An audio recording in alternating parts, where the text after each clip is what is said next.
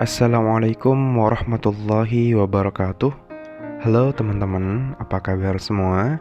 Semoga kalian semua selalu mendapatkan keberkahan dan hikmah dalam menjalani hidup ini.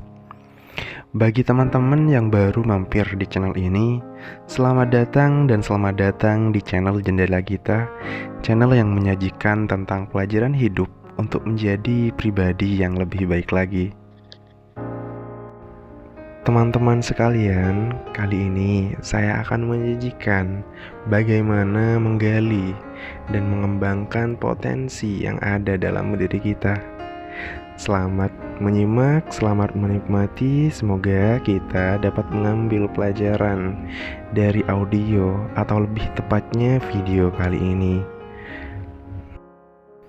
Alam memang akan senantiasa menggemakan keadaan dan sikap jiwa kita. Alam akan tertawa dengan mereka yang tertawa dan menangis dengan mereka yang menangis. Ketika kita bersedih dan bermuram durja, saat itu juga wajah alam akan tertutup oleh tirai hitam. Memang, matahari masih tetap bersinar, namun terangnya tidak menjangkau hati kita. Hati dan pikiran kita akan tetap gelap. Burung-burung tetap berkicau, tapi bukan untuk kita. Masa depan gemilang tertutup bagi mereka yang tidak memiliki cita-cita, keinginan, dan tujuan. Jika kita asyik dengan hasrat dan keinginan untuk menggapai keadaan-keadaan yang lebih baik, maka keadaan yang lebih baik itu pun akan mendatangi kita. Orang yang mempunyai harapan dan keyakinan harus berdiri di barisan terdepan. Mereka yang percaya dan mengharapkan datangnya hal-hal yang besar adalah orang-orang yang paling berjasa kepada umat manusia. Menurut para ahli, telinga manusia itu bagaikan harpa dengan 8.700 senar dan memiliki ukuran panjang yang berbeda-beda, berselisih dari 1/20 hingga 1/80 mm. Jika sebuah biola yang di-stem dengan benar didekatkan pada piano dan kemudian itu berbunyi pada nada E, maka senar E biola itu pun akan bergetar. Senar-senar lain pun mengalami hal yang sama. Demikian pula harpa manusia. Senar-senarnya ikut berbunyi mengikuti setiap nada yang berbunyi. Jiwa kita pun tak jauh berbeda dengan sebuah harpa. Jumlah senarnya berubah-ubah sesuai dengan keadaan. Apakah kita dalam menjalani kehidupan ini dengan sepenuh hati atau hanya setengah-setengah? Sesungguhnya, dunia ini dipenuhi dengan nada-nada merdu. Namun, pendengaran kita yang kadang tak cukup halus dan peka untuk menangkap nada-nada itu. Memang ada sekelompok orang yang serupa dengan kumbang. Pekerjaannya mengumpulkan madu dari tiap-tiap bunga. Ada yang serupa dengan laba-laba. Pekerjaannya hanya mengumpulkan bisa. Yang satu melihat kebahagiaan bertebaran di mana-mana, yang lain terus berduka. Yang satu melihat keindahan dan keselarasan di kelilingnya, yang lain tak melihat keindahan apapun. Lensa matanya bagaikan gelas yang buram, sehingga seluruh dunia seolah-olah tertutup kabut tebal yang hitam. Tidak semua orang yang mempunyai mata bisa melihat dalam arti yang sesungguhnya. Memang masing-masing selaput jala disentuh oleh cahaya indah yang sama, namun memunculkan lukisan-lukisan yang berbeda.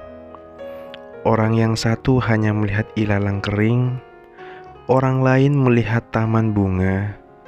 Bagi yang mampu menangkap keindahan dan keharuman bunga mawar, baginya bunga itu menjadi jendela untuk melihat kebesaran Tuhan.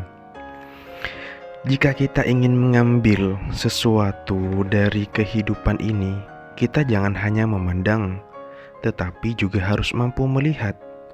Jangan hanya menjadi penonton, jadilah pemain terbaik. Jika kita sudah belajar dan bisa, Di mana-mana kita akan menemukan dan melihat keindahan dan kegembiraan. Oleh karenanya, kenalilah diri Anda. Kenalilah potensi diri yang Anda miliki agar mampu melihat dan menikmati kegembiraan dan kebahagiaan dalam kehidupan. Tak banyak memang orang yang mampu menggali potensi dirinya sendiri. Kita pun mungkin tak menyadari kalau memiliki kelebihan. Kita mungkin tak mengetahui jika kita memiliki potensi yang sangat besar untuk mengembangkan karir ataupun kesuksesan hidup kita sendiri. Kita mungkin tidak menyadari jika memiliki kemampuan yang melebihi orang lain, sehingga kita pun acap kali selalu merasa kurang percaya diri dan bahkan selalu minder ataupun ketakutan sebelum bertindak ataupun mengerjakan sesuatu. Kita pun akan selalu merasa enggan untuk berbuat, enggan untuk bekerja, dan enggan untuk melakukan segalanya. Kita pun akan selalu merasa bodoh dan tidak memiliki kemampuan apapun. Tirai yang menghalangi kesadaran untuk menggali dan mengembangkan potensi sudah seharusnya disingkirkan. Kita harus mampu mencapai puncak keinginan dengan mengenali dan mengembangkan potensi yang kita miliki. Jangan hanya menunggu rezeki nomplok. Jangan hanya berdoa tanpa berusaha, karena itu semua tak ada artinya dan justru akan membuat kita bermalas-malasan dan hanya akan didinabobokkan oleh keadaan. Sebenarnya, jika kita telah mengetahui watak dan karakter diri, maka akan sangat mudah untuk menggali dan mengembangkan potensi yang kita miliki. Ibarat mencari harta karun, kalau kita sudah menguasai peta dan medannya, maka kita pun tinggal mencari dan menggalinya. Sehingga kita pun tidak akan membutuhkan banyak energi untuk mengenali dan menggali potensi yang kita miliki. Sedangkan untuk bisa menggali dan mengembangkan potensi yang kita miliki, kita bisa mencoba dari dua sisi, yaitu dari dalam diri dan dari luar diri kita. Mengenali potensi dari dalam diri atau mengenali kemampuan yang kita miliki biasanya akan lebih sulit daripada kita mengenali potensi atau kemampuan orang lain. Namun, jika kita mau belajar mengenali diri atau pribadi kita secara tekun, maka apapun yang ada pada diri kita akan mudah teridentifikasi. Adapun untuk mengenali atau mengidentifikasi potensi yang kita miliki, kita bisa memperhatikan hal-hal sebagai berikut. Yang pertama, rajin memperhatikan tindakan yang paling kita sukai dalam kehidupan sehari-hari. Yang kedua, lakukan tindakan yang kita senangi tersebut hingga menjadi hobi yang positif. Yang ketiga, kembangkan hobi Anda hingga membuahkan hasil atau sebuah pengakuan dari orang lain. Yang keempat, jika kemampuan kita telah mendapat pengakuan positif dari pihak lain, itu berarti kita telah berhasil menggali potensi yang kita miliki. Sedangkan untuk menggali potensi diri dari sisi luar diri kita sebenarnya sangat mudah. Sebab yang menunjukkan potensi kita justru orang yang dekat atau orang yang paham dengan diri dan keadaan kita. Suara si A itu bagus, tapi kenapa dia enggak ikut audisi nyanyi? Pernyataan seperti itu sebenarnya menunjukkan bahwa si A sebenarnya memiliki potensi menjadi penyanyi. Dan jika pernyataan tersebut dinyatakan kepada si A secara langsung, mungkin si A akan menyadari bahwa dirinya memiliki potensi untuk menjadi penyanyi, atau paling tidak dia memiliki potensi bisa bernyanyi. Singkatnya, untuk mengenali potensi diri bisa juga diketahui dari penilaian orang lain. Adapun untuk mengembangkan potensi yang kita miliki, kita bisa juga memperhatikan hal-hal berikut. Yang pertama, jika kita sudah mendapat pengakuan dari orang lain bahwa kita memiliki kelebihan, maka jangan sampai kita cepat merasa puas ataupun bangga.